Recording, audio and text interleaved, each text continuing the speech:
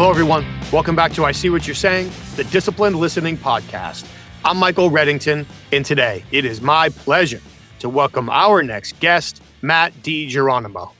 Matt is a writer, he is a thinker, and he is an operations leader. He retired after a 20-year career in the Navy as a lieutenant commander serving on nuclear submarines.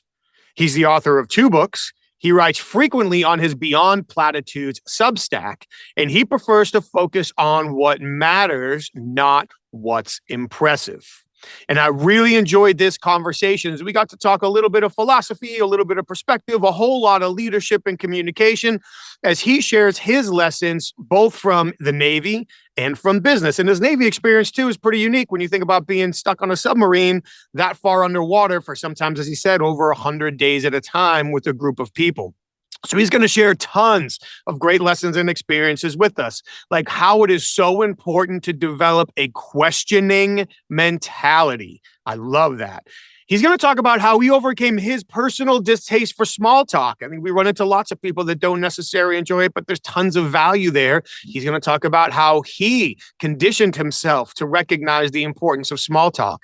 He's going to talk about how we need to leverage, our moments of high impact and why leaders should take off their rank in important conversations with their team. And that's not just in the military, that's in the private sector as well. It's a great conversation. It's a deep conversation, and I'm really thrilled to share it with all of you today. Thank you so much for coming back for another episode. We really appreciate you being here.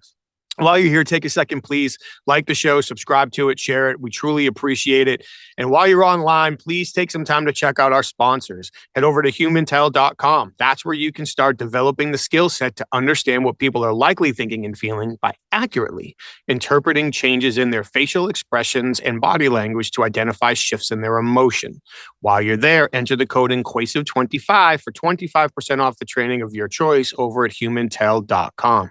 For the professional interviewer, head over to certifiedyinterviewer.com. That's where you can get all your questions answered about the Certified Forensic Interviewer designation. What does it take to qualify? How do you earn the designation? What can it mean for your career moving forward? That's also where you can learn about the International Association of Interviewers.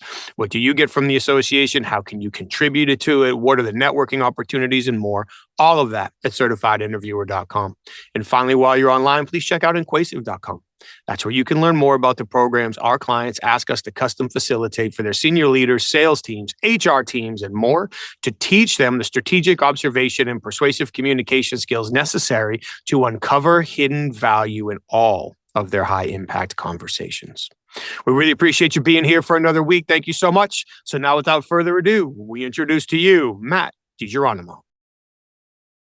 Hello, Matt. It's great to meet you. Thank you so much for being here. How are you? I'm well, Michael. Thanks for having me. I really appreciate it. My pleasure. I was getting really excited, looking forward to this conversation, getting prepared, doing a little bit of research. I always enjoy talking to people who have unique backgrounds and take lessons or experiences that they've learned in 1 or 2, 3 other areas and apply them to different places to share them with different people. And I don't want to jump to it too quickly, but just reading a little bit about what you wrote, reading a little bit about what you've written. Here I am. I can't speak English, and we're 5 seconds into this conversation.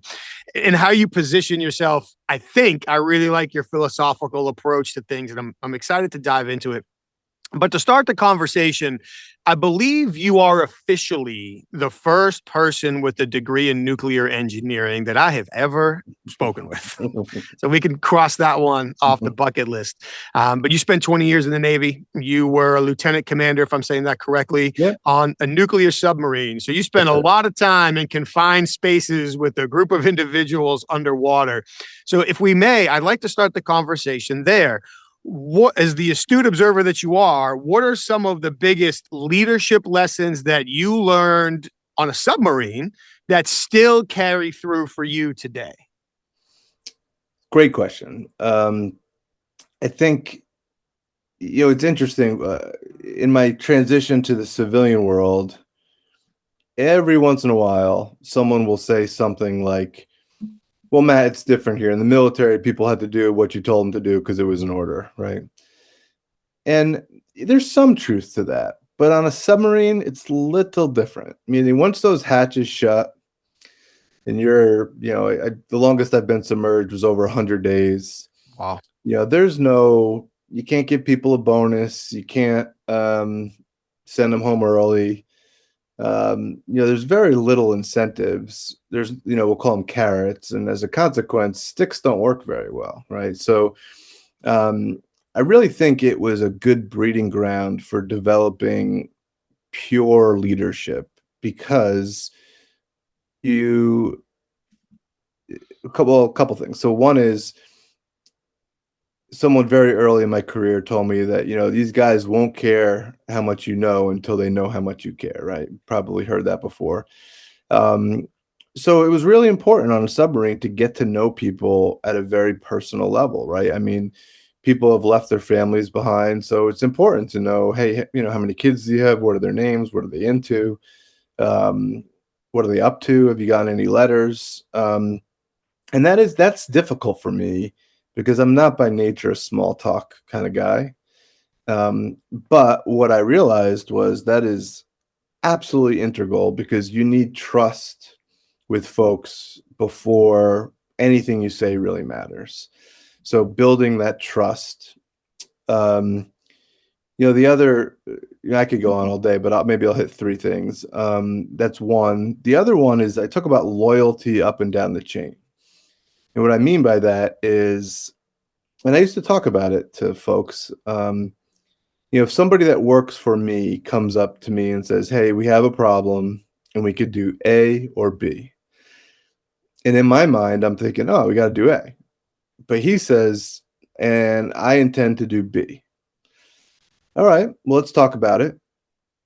And I'm always of the belief that, I want the person who's in charge of something to own it. And if you give them the solution, now they don't own it anymore, right? So anyway, let's just say I said, okay, let's do B.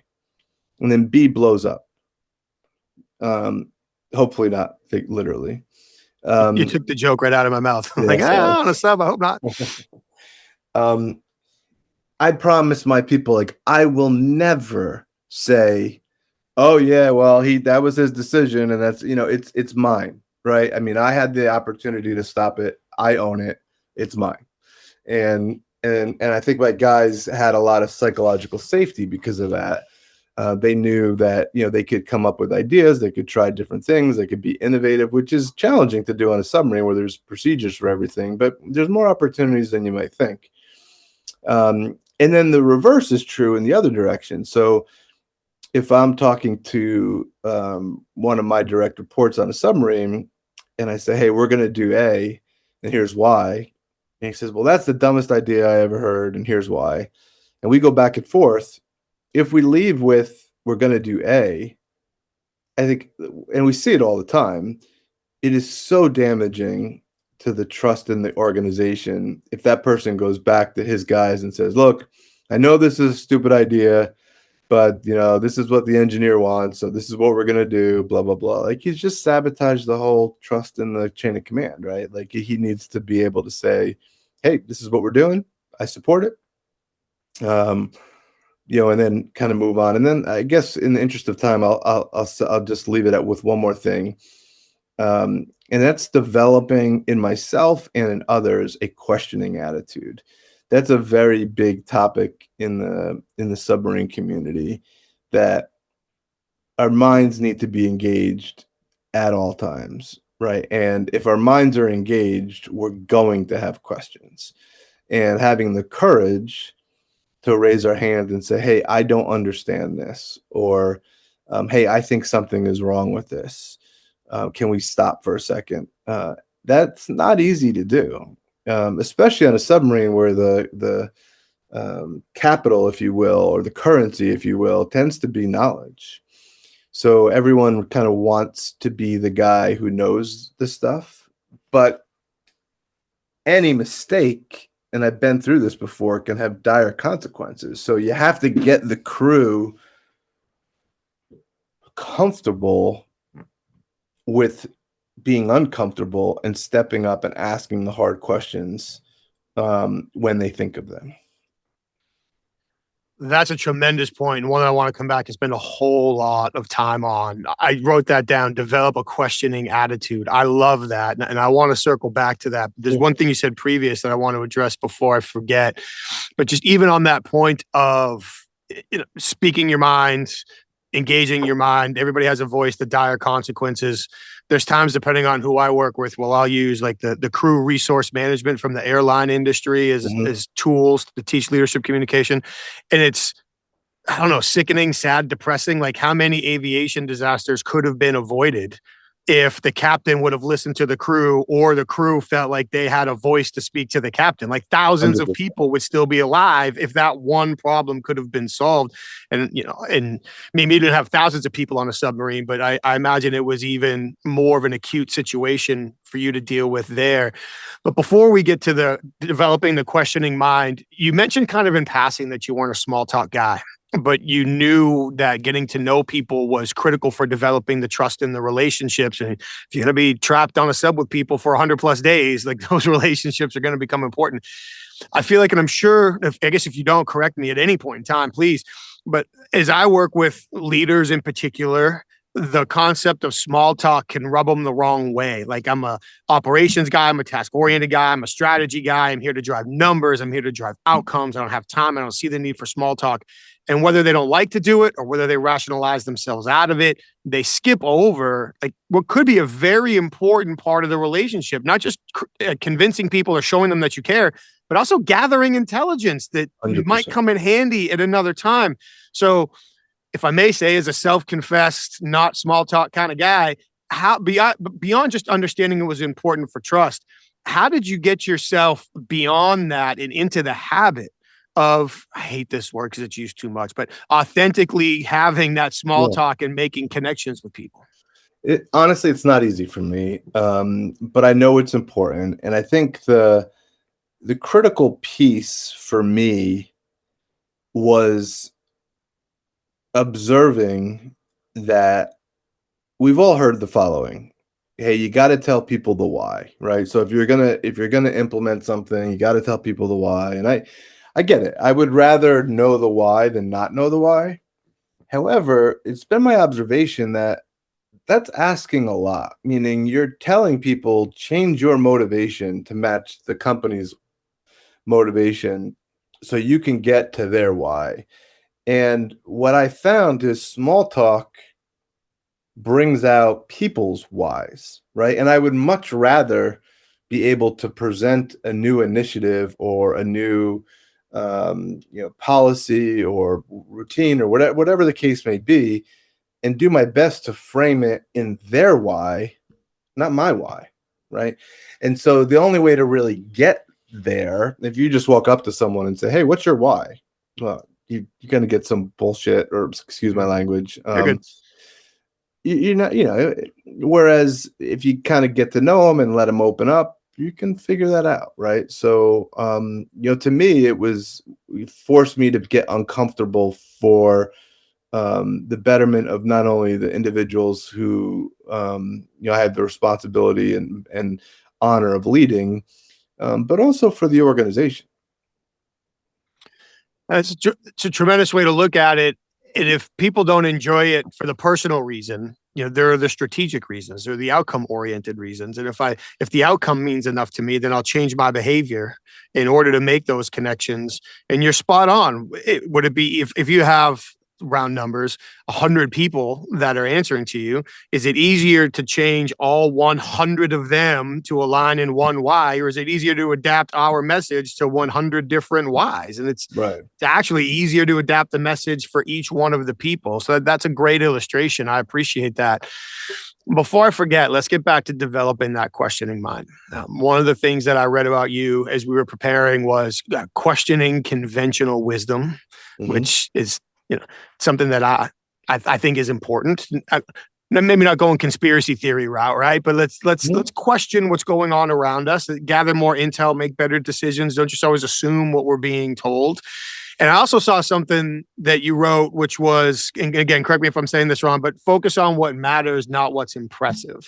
Right. And I like that a lot. And I feel like all of that works into this questioning mindset. So let's stay here for as long Sure. as you want. Even for Sure. me as a dad, like one of the promises I made, he doesn't know I made it, but to my son was I will answer every single question he asks because I want him to feel like he can ask anything at any time and he's going to get the truth and he's going to learn from it and will be better for it. So I guess to start, how did you learn to develop a questioning mindset?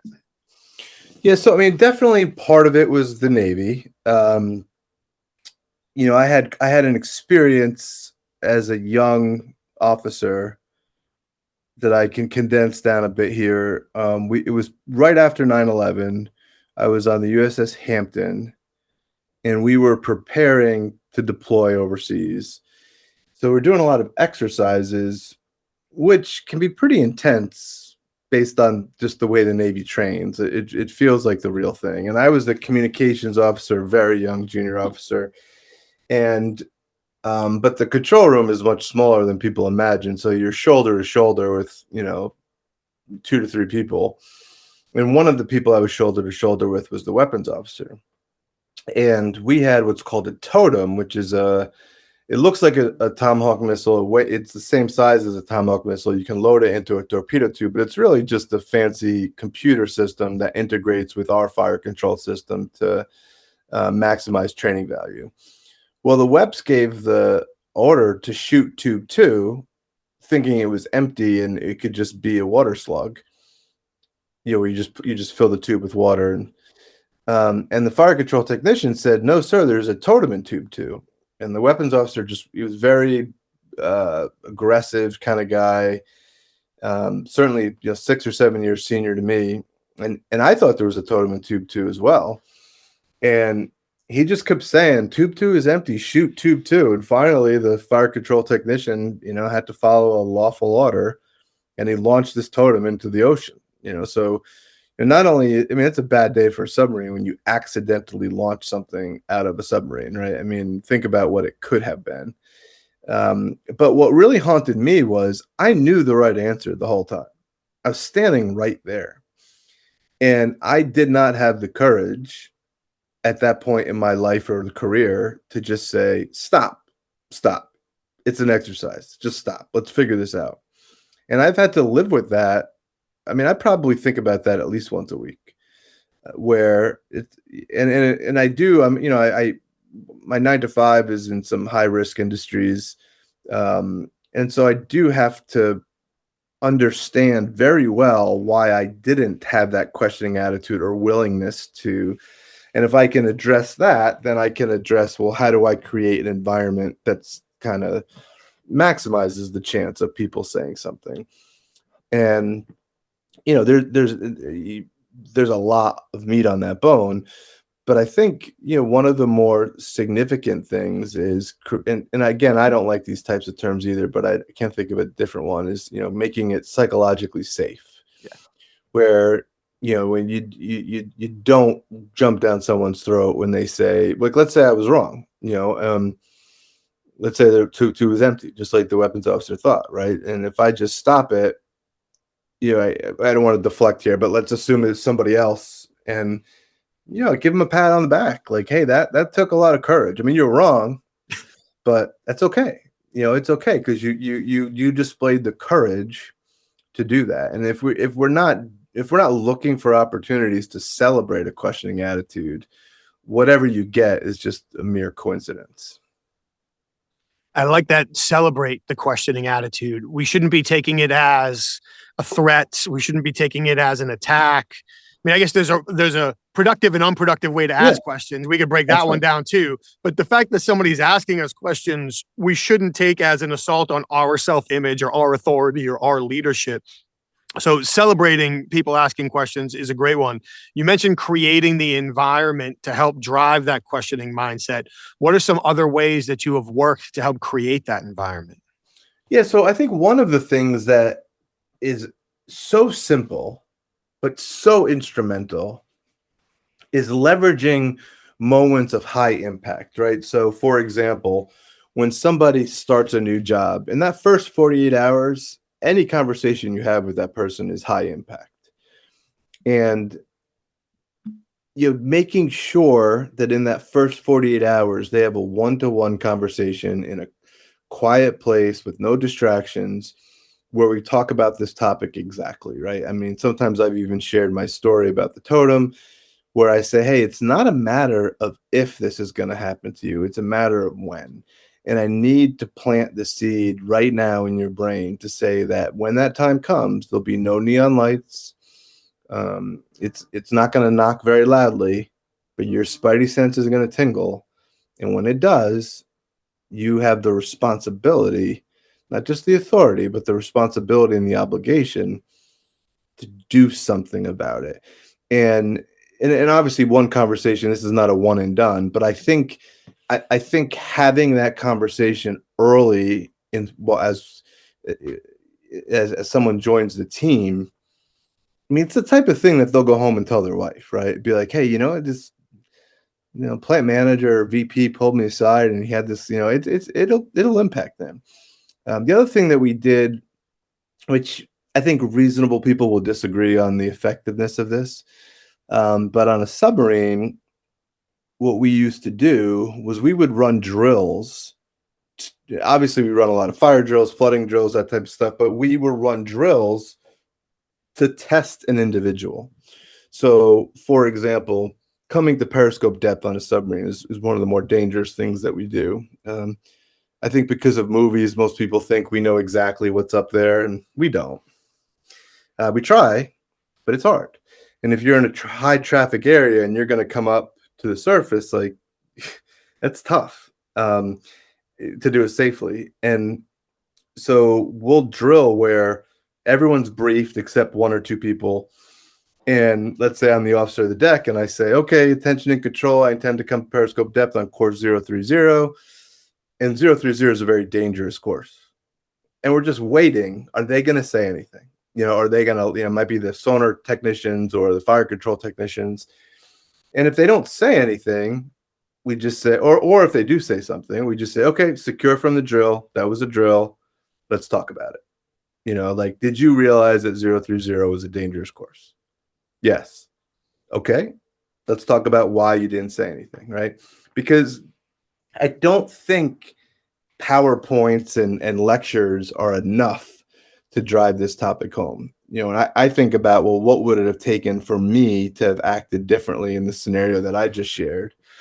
And I do really believe if those couple things had happened, like if someone had a real conversation with me about it, or somebody had kind of drilled, if I had seen that, because in this particular case, we didn't start doing that until after this event, because, investigations always pull out stuff.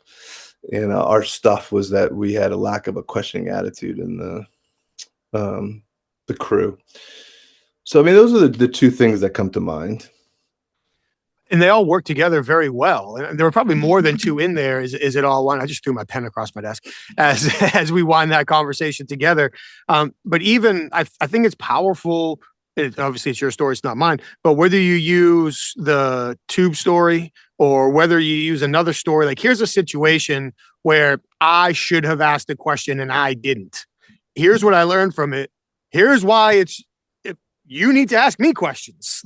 So it even helps drive it more where it's not just me saying the thing that I'm supposed to say as a new leader, like tap on your shoulder, haha, check the box, we said it. No, like legit, like here's a situation that I regret not saying anything. It took me a long time to understand why and change from it. Don't make a different mistake. Don't repeat mine. Here's my expectations. You got to ask me.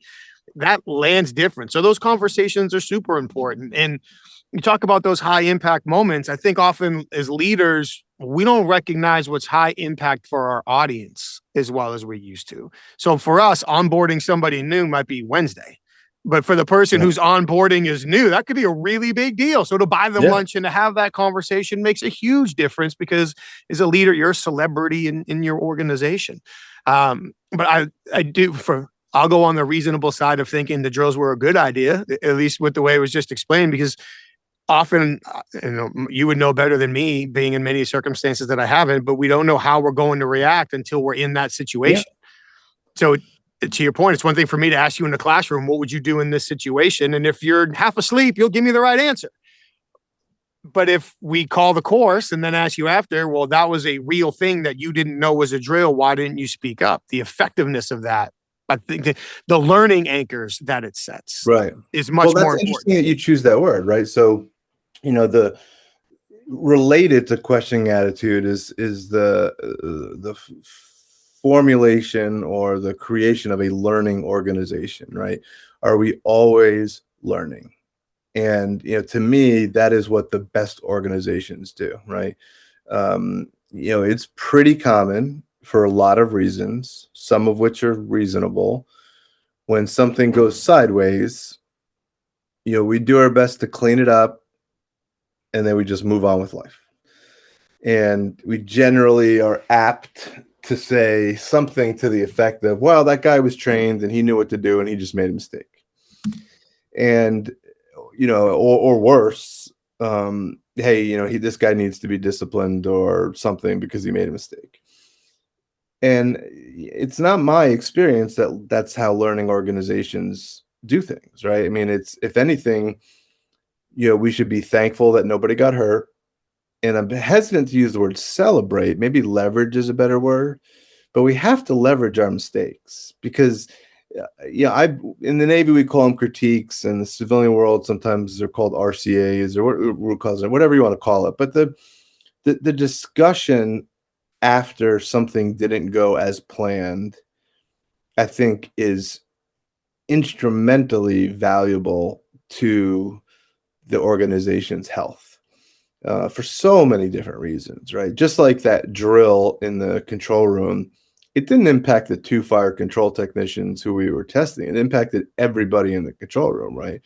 Because they knew, like, hey, this is an important thing. It wouldn't, if it wasn't important, we wouldn't be drilling on it, right? The fact that we're taking time to do this means it's important. Sometimes I use the football analogy where if you look at a football team, which I think is a perfect example of a learning organization, by the way, at least the good ones.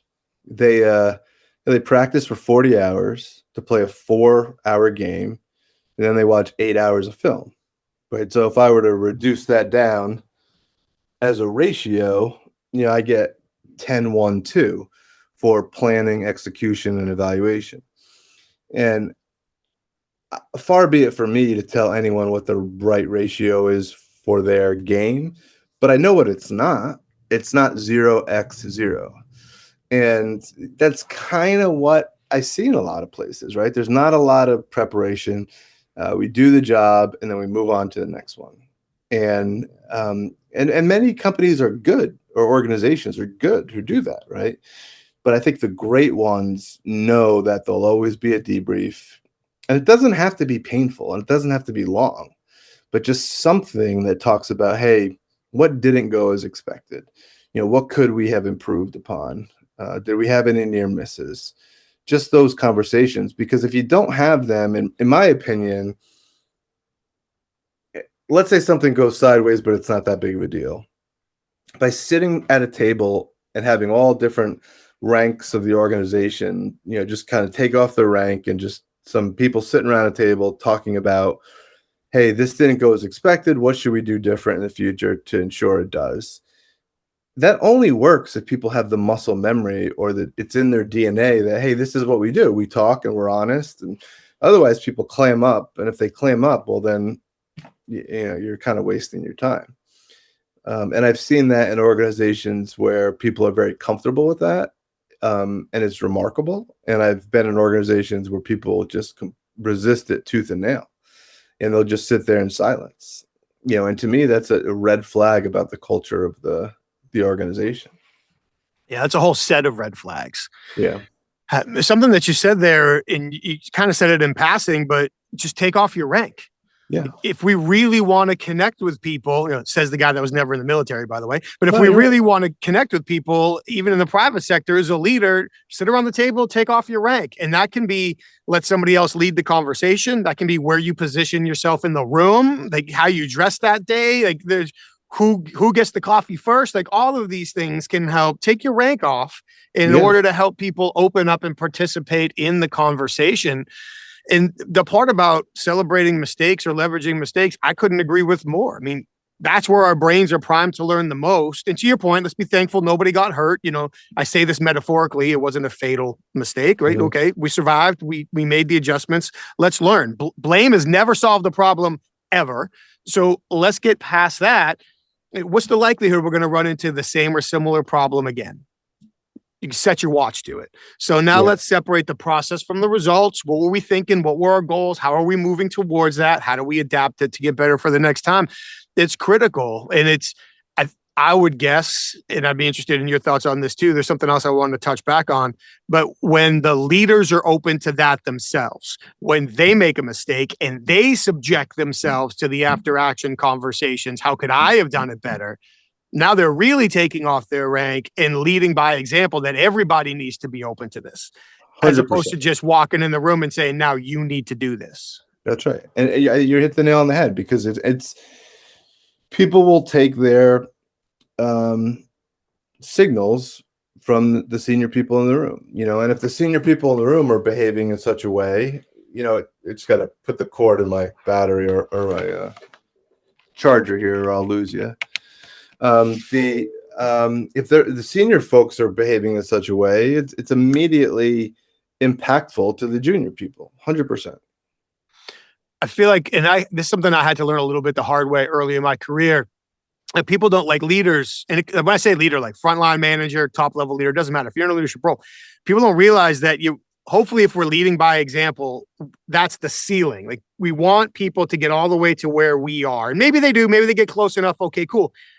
But I don't think what we realize is that when we don't live up to our values, our mission, the way that we're supposed to, that's actually the floor.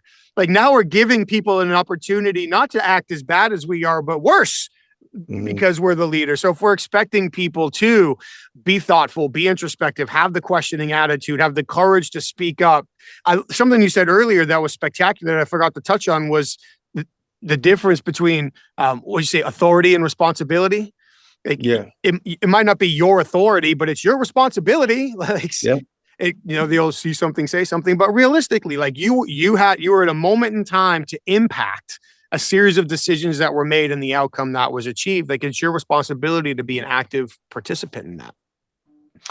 There's a thread that I think I'm picking up on as I listen to you go through all of this, which is refreshing. And I really appreciate it, that there appears to be like a self-education, a self-journey, a self-evolution that I'm sure throughout iterations of your career and your life that you've gone through.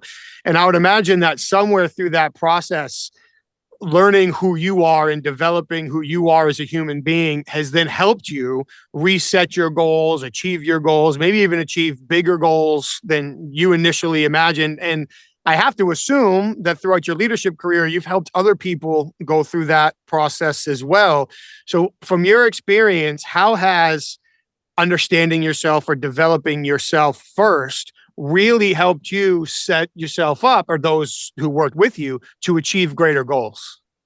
Phenomenal question. So, and I think that at the core of your question is the answer to all that ails us.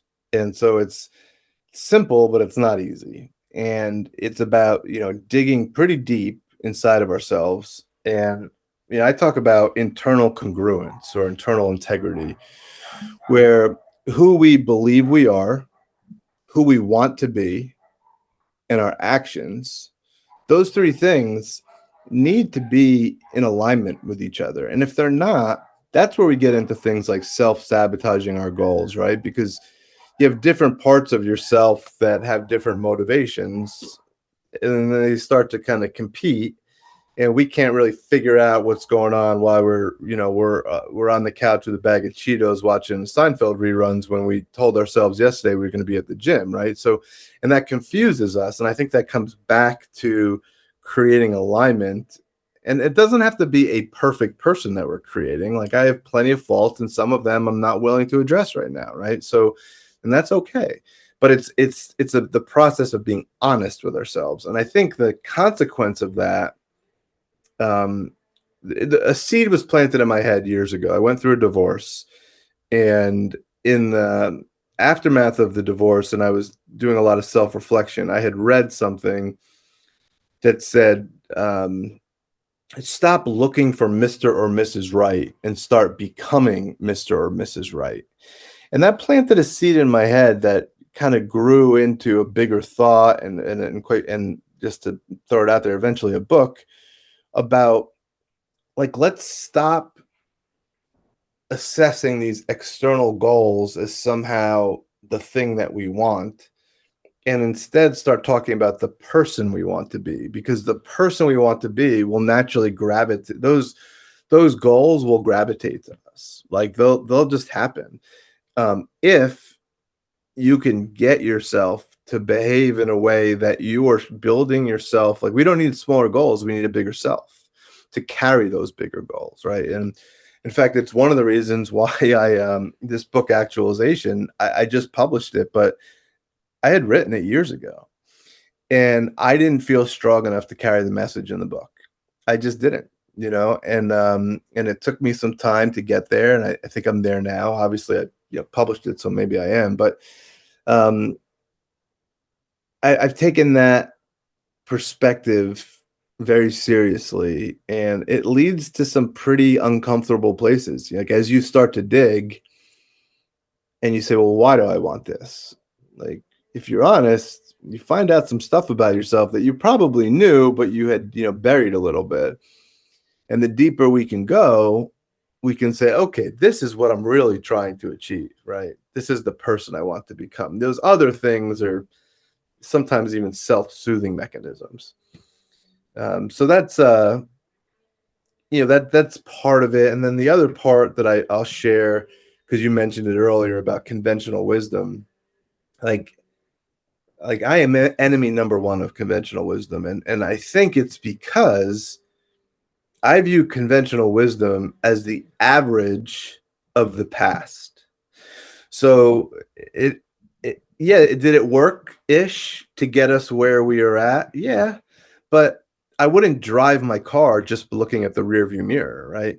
The only way that would work is if the road I'm driving on is exactly the same as the road that I came from. So, I'm not going to wrap myself up around the average of the past. I want the exceptional of the future. And, to me, that means you have to just sort of abandon conventional wisdom, or at least question it. That quote, conventional wisdom is the average of the past, is the quote of the day, probably the quote of the week for me. I think that's a great way to put it. And for me, I've got a t-shirt on the back. Well, I probably have multiple with something similar on the back, but one in particular that just says question authority.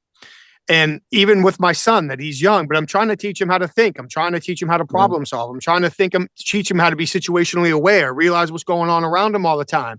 Even little things like if we pull into the airport parking lot and the sign says park to the right. Well, Dad, why are you going to the left? Because everybody getting here is parking to the right and people have been leaving from the left. So there's probably a better parking spot on the left. Like, let's use our independent brains here. So when I talk about questioning authority, that's not, giving the finger to the people who are in charge, although to be honest, sometimes I probably want to, but it's like what you're saying, just because it's always been done this way, or everybody says this is the right way to do it. Maybe it is, but let's investigate it first. Let's use some critical thinking. Let's be a little bit of creative here. Let's look at the outcome, separate the process from the outcome, and think it through. So I'm going to be stealing that. Well, I'm going to attribute it to you for as long as I can remember. I'm sure I stole it from somewhere too. Inevitably, I'm going to end up convincing myself it was mine, but I'll attribute it to you for as long as I can. But the average of the past, I love that. I think that's awesome. As I'm listening to you tell a little bit about your story, which I certainly appreciate you sharing. Again, I feel like I'm like pulling on some common threads, whether it was leading in the Navy, whether it's helping people develop a questioning attitude, what you do now, leading in the private sector, your own professional journey. And I'm sincerely impressed with the level of self-awareness that you're sharing here as part of the conversation. I feel like that's a rare trait these days. But I feel like, and I don't want to say this like jokingly, or like, I don't want to sound trite about it, but that these are all roller coaster journeys. Like, there's times where we feel really good and there's times where we feel really bad. And you likely know better than me, based on your story and your history, that sometimes those hardest moments, those crucibles, are the ones that we learn the most from and we're the best from. So to steal a phrase that is almost certainly came from the military. I stole it from people who served in the military. I did not. How does embracing the suck in some of these journeys that you've talked about really help create the level of awareness that drives the behaviors you're coaching?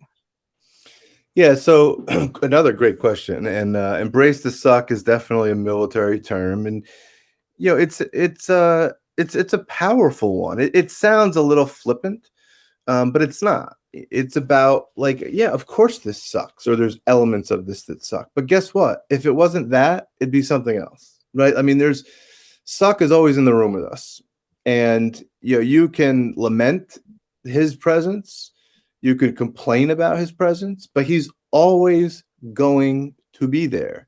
We went to my wife and I went to see Jerry Seinfeld and Jim Gaffigan perform.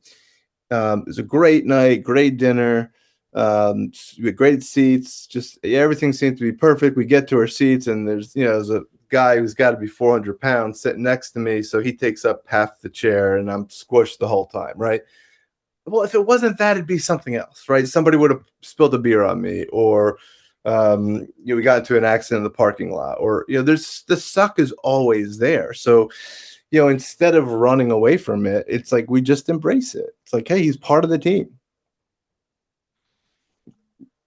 I like your line. If it wasn't that, it'd be something else. And when you say he's part of the team, it reminds me of a line as I continue to steal military references with only respect. I didn't serve. I don't want to take anybody's clout. But my favorite college professor, who also was an advisor purely by alphabet, like I just got lumped into his advisory group because my last name started with R, and that was the short straw that he drew. True. But he was a retired colonel. And there was in the Army, and there was, sorry to make an Army reference to a Navy man. I don't mean anything by it. But he was in one of the leadership classes he was teaching. He was talking about how there was a guy, everyone's an adult that listens to this show. He was talking about somebody who on his team that was an asshole. And yeah, he had his problems with them, and the guy was an asshole. And he's like, but I tell you what, when anybody challenged him from the outside, he was our asshole. Right. And we had to take care of him because he was part of our team, and kind of helping us shift our mindset to, you're not going to get along with everybody, but when you are on the same team and you are all pointed in the same direction, you do take care of each other. Oh, 100%. And, sometimes two things come to mind. One is, I think it was Andy Stanley who said, leaders who don't listen will soon be surrounded by people who have nothing to say. Right. So, even when you have, let's call them your assholes or whatever, like those personalities actually serve a pretty good service. Right. So, and the one that comes to mind is, I think of like cave people sitting around a fire. Right. And it's at night, pitch dark except for the fire. And there's a noise that comes from the brush. And everyone's head looks in that direction, right? And whatever comes out of that area where the noise is, we're probably going to be okay, right? Because the whole group is looking there. Where we're really susceptible to is behind us, where no one's looking. And it's those people who seem like a pain in the ass who are the ones that are pretty good about saying, hey, no one's looking over here. And it might not be every time they open their mouth, but it's more than 0 times. And we have to respect that, like, they're protecting us from the groupthink phenomena, right? So as much as it is painful to have someone in your group who's always saying, well, what about this? And that sucks. And this and that, like, we're probably better off with that person than without that person. I agree. And it's more incumbent on the leader to be able to be situationally or contextually aware to try to parse when this is just venting, or wait a minute, they're actually onto something. That's so right. if someone gets a reputation, they're always the naysayer, they're always the devil's advocate, it could be easy to write that person off. Well, whatever, that's just Mike. He's always saying this will never work. He's always bitching about something. He never wants to do it. That might be true 80 to 85% of the time. But the 15 to 20%, Mike's got a really good point. well, if we're referencing me, it might be 5 to 10%, but whatever. Mike's got a really good point. Then we need to be listening. So being able to separate the message from the messenger becomes a whole nother level of skill that leaders can develop. So we don't just fall into that routine of he's always a naysayer. Well, maybe, but this could be a really accurate and important time to listen. Well, 100%. I mean, think about, a whole nother topic is having the courage to prevent something, right? So when you prevent something, the thing doesn't happen. So there's no parade or celebration of the thing that you prevented, right? So think of like the Challenger explosion. If there was an engineer who just would not give up, that the temperature was too cold for those O-rings, and when he thought they were going to ignore him, he handcuffed himself to the space shuttle, right? Anything he had to do to stop that day. Yeah, it would have stopped it, but would he have been a hero, or would he have been a nut job who they had to deal with and delay the launch a day for? And I'm not suggesting handcuffing ourselves to anything, but my point is it takes a lot of courage to prevent something, because even when you're successful, there's no accolades, right? Yeah. And it's just a Tuesday. But when in high risk environments like a submarine is, leadership is preventing something every day. It's lost on us because the event didn't occur. This is probably a terrible word to use, but it almost becomes normal. Like it's part of the average job. My job is to prevent tragedy from striking. So if it never strikes, nobody knows. And it's just what I was supposed to do today. That's right. That's right. I don't know if this comes from just your personality or your story or from working in high risk environments for so long. I guess I'll ask it this way. How did you learn to focus on what matters versus what's impressive? Because I feel like the perception of what's impressive can distract a whole lot of people. Yeah, I think it was mostly because I was so guilty of the opposite for so long in my life. Like I was a rule follower and an achiever, right? I wanted to be class valedictorian, and I was. I wanted to get a scholarship to college, and I did. I was so achievement driven. But then over the years, I realized I was getting no fulfillment or satisfaction at it. I mean, that was almost, if not 100%, 95% about external validation. So it really took a lot of soul searching to realize that not only for me personally, as I lead myself, but as I lead teams, it's okay to cut the noise out and focus on what really matters. In fact, I think it's an expression I believe I made up. Maybe I didn't. I don't know. It's called organizational noise. Like I think that all of the things that are happening in the meetings and this conference and this and that, it just creates so much noise that it's hard to see the things that really matter. If we were blasting Metallica at 130 decibels into people's work environment, we wouldn't be surprised if they're not particularly productive, right? Ironically, probably make me very productive, by the way. Well, maybe you, but most people, I would say. But you're right. Most people would be miserable. Yeah, because it's noise, and it And what do we do when we're lost somewhere? We turn the radio down, right? Because our brain wants to focus just on the thing. Very good point. And I think that in organizations, there's so much noise, and it's not malevolent, but it exists. Mm-hmm. And I think it's incumbent upon the leader, or they have the responsibility to the people who they have the privilege of leading, to get rid of that noise as best as they can and focus on the 2 or 3 things that matter, right? Like if you're asking people to focus on 10 things, you might as well be asking them to focus on 0 things. Because it's not, and then you ask Bill, hey, what are we focused on? And he says 4 of them. And you ask Tom, and he says 2 of them. And no one really knows. But if you can get people to focus on 2 to 3 things that matter, and same thing in our own lives, right? I mean, if my list of, goals and to do is a whole list, then you're probably not going to achieve any of them, right? I mean, like we got it. Focus is the currency of success.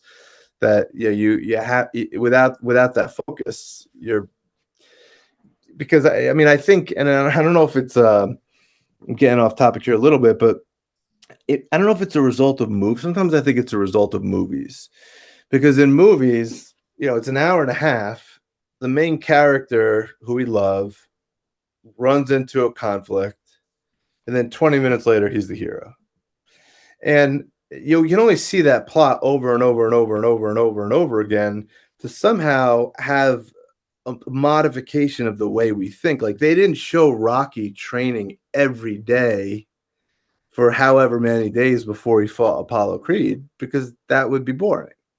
But yet in our own lives, overnight success is usually 10 years of hard work. I mean, you can look at in your industry here, Joe Rogan. How long was Joe Rogan a podcaster before anyone even knew his name? A long time, right? And so, being able to focus on what's really important, to me, is the differentiator between both self-fulfillment as an individual and effectively leading a group. I want another home run quote: "Focus is the currency of success," which immediately makes me question all the times I lost focus and the opportunities it took away. So thank you for sending me down that spiral. But again, I couldn't agree more. It's a great point and a great illustration. And I think about both the people I work with and, even as a dad, trying to impress upon people the importance of the mundane and the reps and the practice and how it pays off when it's not especially with social media and marketing and all these things, it doesn't look like that's what other people had to do to get there, when in reality, it most certainly was. There's a phrase you've used half a dozen times anyway in the last 45 minutes or so: the privilege of leading people. And I probably screwed it up a little bit, but you said it in different ways, different times through the conversation. As you interact with different people in the various ways that you do now, do you have approaches to try to get people in leadership roles to realize it's a privilege? I feel like we run into many who they run into that entitlement trap of I'm in charge, 100%. I'm awesome. Yeah. How do you help people try to recognize the privilege of leading other people? Yeah, so a couple things. One is, everywhere I've been, I always carve out at least an hour a week for whatever group I'm privileged to lead. And we do nothing but a leadership topic, right? Because we spend all types of time training on technical things and safety and, OSHA requirements. But leaders should spend time each week talking about nothing but people. How do we communicate with people? How do we and in those training sessions, I like to highlight things. And the one that I highlight that I think has registered with people, and I can give them an example too, is that your behavior as a leader impacts, let's just say, John. Like, you think like, oh, John's just working in the warehouse or whatever. And no. John's a human being with complex emotions and goals and desires. And your role as his, let's call it a boss, impacts his mood when he drives home. His mood when he drives home impacts how he treats his family. How he treats his family impacts how those kids grow up. And that can be traced back to you. Leadership you're affecting people that you've never met every day. In fact, the example that I give, and I had written about this not that long ago on Substack, was I got a Christmas card from the wife of an employee of mine thanking me so much for saving their relationship and his relationship with the kids. And I didn't do anything extraordinary. I mean, I think I heard him, and he had some kind of marital and family things to deal with, and we worked around that, and I knew he was happier. I didn't realize I saved his marriage, right? And so, if for every letter, that's one letter that I got, I have to imagine that there's, X number of people who feel similarly who didn't write the letter, right? So I really impress upon that element. And then the other element I impress upon people is, when you're training the junior people, or you're leading the junior people, you're very possibly training the leader of your son or daughter, right? Just think about the timing of it, right? I mean, like, and what kind of person do you want them, entrusted in their care? And that's on you. And I think those two things combined with putting your actions where your words are in terms of, carving out time to talk about it, to me, have been impactful to the group. A great way to look at it. Especially, well, yes, you could be developing the leader that your son or daughter could work under, but even beyond that, we don't realize how many lives we're touching, the ripple effects, the butterfly effects, whatever you want to call it, such an important way. I have really enjoyed this conversation and I really appreciate your perspective. And I love the fact that it doesn't just, and I'm not insulting readers but it didn't just come from a book, like Right. leading people on a submarine, leading people in business, failing, succeeding, iterating, all of these things, that your perspective is one that's born from experienced and reinforced with the philosophies and the books and the things that you have experienced along the way. So I can't thank you enough for sharing it with all of us. I've been taking notes and it certainly impacts how I think and how I'm going to try to pursue some things moving forward. So for the people that have listened to this, I know you mentioned your Substack, you mentioned your books. For people that want to stay connected with you and learn more from you, where should they go? What should they do? Yeah, so if you're not on Substack, I recommend you get there. It's a great place where you'll meet a lot of great writers. I hope maybe I'm one of those good writers. And you can find me on Substack either by searching my name, Matt DiGeronimo, or my publication is called Beyond Platitudes. And just join me there. I mean, I have a free subscriber option. I publish essays, I would say 4 times a week. And it's a good community, and that's the easiest way to find me. If you're so inclined to want to look at my books, you could just Google my last name on Amazon, and there's 5 books there. But more importantly, I would encourage people to come find me on Substack. It's a great place, and I really enjoy it there. I will put the direct link to your Substack. You had shared it with me. I'll put the direct link in the show notes, and I'll put the direct links to your books too. So if people are so inclined, they got a shortcut to go find them. Cool. Thank you. Thank you. I really appreciate your time today. Thank you for all you've done, certainly in service for our country and beyond. Thank you for everything that you taught me today. I really appreciate it, and I look forward to hopefully having the opportunity to keep in touch. Likewise, Michael. I really appreciate having me, and yeah, let's keep in touch. This was great. Awesome, man. I appreciate it. Thank you so much. Take care. All right. Matt, thank you for a wonderful conversation. I really do appreciate your perspective, your introspection, how you evaluate, the people and situations around you, the way that you could tie your military experience to a lot of our civilian experience. I really appreciate that. Obviously, I love developing the questioning mindset. I think that is so important for all of us throughout our lives. But I was blown away when you said conventional wisdom really equals the average of the past. I think that is a fantastic quote. I think it is dead on accurate. Thank you for sharing it. Also, actually, when I left the office, I found myself thinking if it wasn't that, it would be something else. I mean, that's another great kind of grounding perspective. Eliminating organizational noise, also so very important. And I love how you talked about focus being the currency of success. Thank you so much for the conversation. I took a bunch of notes, lots of great takeaways. I really appreciate it. Thank you. And thank you to everybody that took the time to join us today. We appreciate you being here for another hour. Thank you so very much. Hopefully that conversation help shift some of your perspectives as well. Before you go, please take just a second, like the show, share the show, subscribe to it, leave us your feedback. What would you like to hear more or less of? We'd love to hear from you, please. Also, check out our sponsors. Head over to humantel.com. Enter the code INQUASIVE25 for 25% off the online training of your choice as you develop the skills necessary to recognize what people are likely thinking and feeling by accurately identifying shifts in their emotions through their facial expressions and body language. I've done it all myself. I highly recommend it over at humantel.com. For the professional interviewers, please check out certifiedinterviewer.com so we can learn everything you need to know about the International Association of Interviewers. To be honest, what's in it for you? What can you get out of it? What can you contribute to it? How can you network with other great interviewers? And so much more. That's also where you can learn all you need to know about the Certified Forensic Interviewer designation. Who qualifies? How do you earn it? What can it mean for your career?